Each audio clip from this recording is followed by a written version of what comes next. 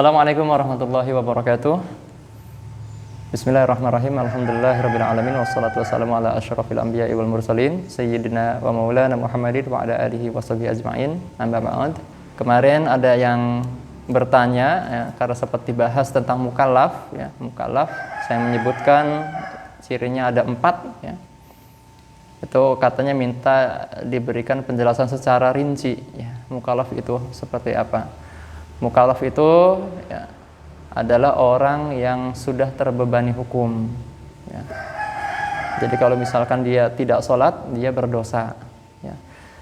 Kemarin ya saya jelaskan syarat mukallaf itu ada 4. Yang pertama adalah baligh ya. Baligh di sini penjelasannya adalah sudah sampai ya kepada usia baligh ya. Baligh itu ada tandanya ya. Tandanya itu 1 di antara 3 ya. Yang pertama tanda baligh itu adalah sempurna umur 15 tahun ya.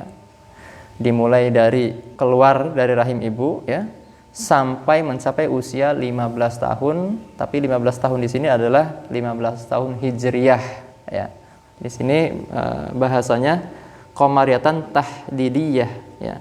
Pasti ya, pas 15 tahunnya tapi pakai 15 tahun hijriyah bukan masehi ya. Yang kedua ya, tanda orang baligh itu ya al-ikhtilam ya. Ikhtilam ya, baik pada laki-laki atau perempuan, fi dzakar wal unsa.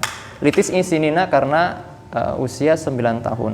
Jadi kalau ada seseorang yang ikhtilam ya, walaupun baru berumur 9 tahun, maka dia sudah dikategorikan orang yang baligh. Apa itu ikhtilam? Ikhtilam adalah keluar mani, baik dalam keadaan terjaga ya, ataupun karena mimpi. Ya, mimpi ya, terus keluar mani ya, maka walaupun usianya masih 9 tahun, baik laki-laki ataupun perempuan, maka sudah dihukumi baligh. Nah, yang ketiga ya, tandanya baligh itu adalah al-haid ya, khusus untuk perempuan, haid ya, menstruasi ya. Litis insinina di sini juga karena walaupun umurnya masih 9 tahun ya. Kalau 10 tahun gimana, apalagi kalau 10 tahun ya sudah baligh. Dan ya tadi syarat mukallaf yang pertama tadi baligh ya. Sekarang yang kedua. Yang kedua yaitu berakal ya, atau tamyiz ya. Dan yang ketiga, sampainya dakwah Islam.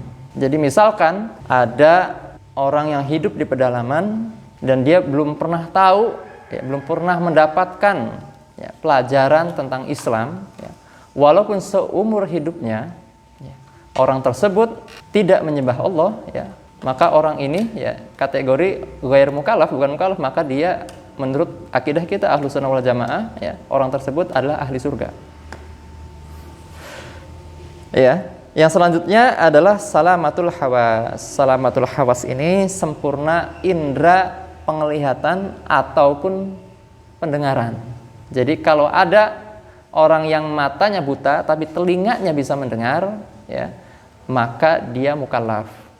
Atau sebaliknya, ada orang yang mohon maaf telinganya tidak bisa mendengar tapi matanya bisa melihat ya, dia juga dikategorikan mukallaf ya. Tapi misalkan ada orang yang matanya tidak bisa melihat, telinganya tidak bisa mendengar, walaupun mulutnya bisa berbicara ya, maka orang ini termasuk orang yang ghair mukallaf, bukan mukallaf. Bahkan ya, kalaupun ada orang yang seperti ini ya, terlahir di dunia ya, dia tidak pernah melaksanakan ketaatan kepada Allah ya, orang ini tetap dikategorikan sebagai ahli surga. Karena cara belajarnya bagaimana? Telinga tidak bisa mendengar, mata tidak bisa melihat ya. Jadi syariat otomatis tidak tersampaikan ya. Tadi di awal yang baligh itu ada sedikit catatan ya. Maka orang yang belum baligh ya, maka dihukumi ghair mukallaf.